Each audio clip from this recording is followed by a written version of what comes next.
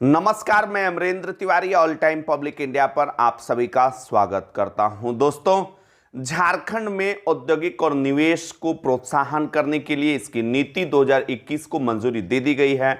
आज इस वीडियो के माध्यम से आपको पिछले दिनों जब ये लगातार चर्चा हो रही थी कि 5 लाख जॉब्स के लिए सरकार के पास क्या प्लानिंग्स हैं, और सबसे इंपॉर्टेंट चीज कि ये जो नीति लागू हुई है वो 1 अप्रैल 2021 से 5 सालों के लिए झारखंड में लागू होगी। इसके अलावे भी कैबिनेट ने जो महत्वपूर्ण फैसले लिए हैं, आपको इस वीडियो में हर वो फैसले जो हैं वो आसान भाषा में समझाने का प्रयास करेंगे कि झारखंड में आगे जो है किस तरीके से चीजें बढ़ने वाली हैं। तो झारखंड औद्योगिक और निवेश, और इस वीडियो के लास्ट में दोस्तों एक बड़ा ही महत्वपूर्ण अपडेट मैं आपको दूंगा, तो वीडियो के लास्ट तक जो है बने रहिएगा। चलिए दोस्तों, हम बात करते हैं इस नीति का उद्देश्य क्या है, आखिर क्यों इस नीति को लाना पड़ा। क्योंकि लाल फीताशाही जो है वो कहीं ना कहीं बदनाम हमेशा से रही है झारखंड के अंदर निवेश प्रोत्साहन के मामले में। जिस तरीके से निवेशक अपने पैसे को एक ऐसे स्टेट में लगाना चाहते हैं जहां पर सुरक्षा से लेकर बाकी चीजें जो है उनको आसानी से मिल जाए। दूसरी जो महत्वपूर्ण बात है, निवेशकों के मनोनुकूल यानी कि उनके अनुकूल वहां का माहौल होना। निवेशक तो माहौल ही देखते हैं, और प्रोत्साहन जो है, अगर बात कर रहे हैं औद्योगिक और निवेश को प्रोत्साहन देने के लिए, तो झारखंड सरकार ने कुछ फेरबदल किए हैं। क्या हुआ है इसमें? झारखंड में निवेशकों को के लिए, झारखंड के लिए निवेशकों की जो पसंदीदा जगह बने, इसके लिए इस नीति को बनाया गया। 1 लाख करोड़ रुपए के निवेश का लक्ष्य जो है रखा गया। खास करके 5 सेक्टर ऐसे हैं: टेक्सटाइल एंड अपैरल, दूसरा automobile sector, auto component sector, agro food and meat processing, pharmaceutical और इलेक्ट्रॉनिक्स जो सिस्टम है, इलेक्ट्रॉनिक सिस्टम जो बनते हैं, और साथ में डिजाइनिंग को लेकर। अब इंपॉर्टेंट चीज यहां पर मैं अपने तमाम दर्शकों को बता दूं कि जिस तरीके से राज्य के अंदर रोजगार को लेकर बात हो रही है, नियोजन नीति के बिना स्थानीयता का मुद्दा भी, बाकी चीजें अपने साथ चले, लेकिन कैबिनेट के फैसले में इस पर जो है चर्चा नहीं हुई। चलिए दोस्तों, हम बात करेंगे कुछ और प्रमुख फैसले की जो कैबिनेट ने लिए।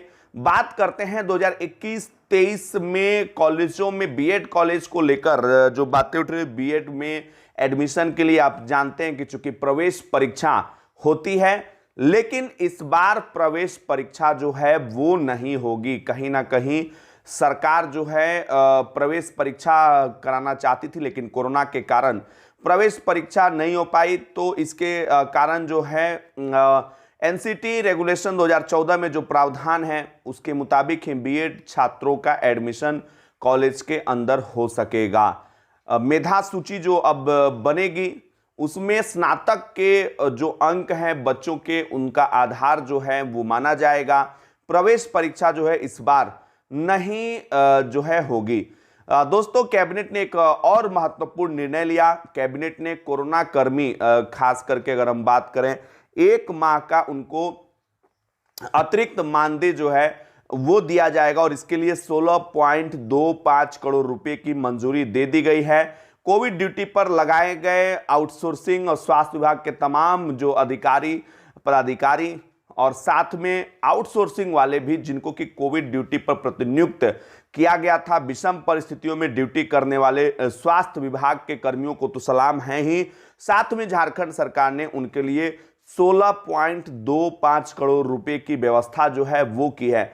चलिए दोस्तों, हम बात करेंगे एक और कैबिनेट की मंजूरी को लेकर, गुरु शिष्य योजना, यानी कि विलुप्त हो रही लोक परंपराएं, और साथ में परंपराओं का संरक्षण किस तरीके से हो, विकास के लिए किन किन योजनाओं पर काम किया जाए, इसके लिए जो है कहीं ना कहीं गुरु शिष्य योजना की मंजूरी जो है वो दे दी गई है। इस पर अब झारखंड सरकार जो है वो खर्च कर सकेगी। दोस्तों, पिछले दिनों चूंकि बस और स्कूली बस हो या फिर बस, तमाम चीजें जो हैं बंद रही परिवहन विभाग के आदेशानुसार, तो अब जो है इस पर कैबिनेट ने परिवहन विभाग के उस प्रस्ताव को मंजूरी दे दी है जिसमें यह कहा गया है कि रोड टैक्स नहीं भरने में, रोड टैक्स जिन्होंने नहीं भरा है उनकी लेट फाइन को माफ जो है वो किया जाए। तो इस प्रस्ताव को लेकर जो है मंजूरी कैबिनेट की मिल चुकी है। परिवहन विभाग ने यह प्रस्ताव जो है विषम परिस्थितियों में, जिस तरीके से जिन्होंने वाहन खरीदा है उनको तरह तरह की परेशानियां हो रही थी, क्योंकि पिछले कुछ दिनों से आप जानते हैं कि वाहन उद्योग या फिर वाहन जो चलाने वाले लोग हैं वो किन परिस्थितियों से गुजर रहे थे। दोस्तों अब हम बात करते हैं कोविड ड्यूटी के लिए अनुबंध पर बहाली होगी। अब देखिए, जो फाइनल ईयर के एमबीबीएस के छात्र हैं और बाकी जो हेल्थ कर्मी में जिनका कि सिलेक्शन होगा, उनको मानदेय भी सरकार के तरफ से दिया जाएगा और यह मानदेय जो होगा प्रतिदिन और शिफ्ट के हिसाब से दिया जाएगा। इसको लेकर जो है कहीं ना कहीं मंजूरी जो है अब दे दी गई है। मानदेय में एक निर्धारित राशि होगी, चाहे वो हेल्थ कर्मी हो, स्वास्थ्य कर्मी के अलावे एमबीबीएस डॉक्टर्स की भी सेवाएं जो कोविड ड्यूटी के दौरान ली जाएगी, उसकी मंजूरी जो है वो दे दी गई है। सरकार तीसरी लहर की तैयारी कर रही है और तीसरी लहर को देखते हुए कहीं ना कहीं सरकार को इस बात का भी ज्ञान है कि इमरजेंसी में डॉक्टरों की जरूरत पड़ सकती है। तो फाइनल ईयर के जो एमबीबीएस के छात्र होंगे, बाकी छात्र जिनको कि कोविड ड्यूटी में लगाया जाएगा, इसके अलावे हेल्थ कर्मी अगर कहीं से अनुबंध पर भी बहाली होती है, उनको जो है प्रतिदिन और शिफ्ट के हिसाब से मानदेय दिया जाएगा। इसको लेकर जो है प्रस्ताव पारित कर दिया गया है।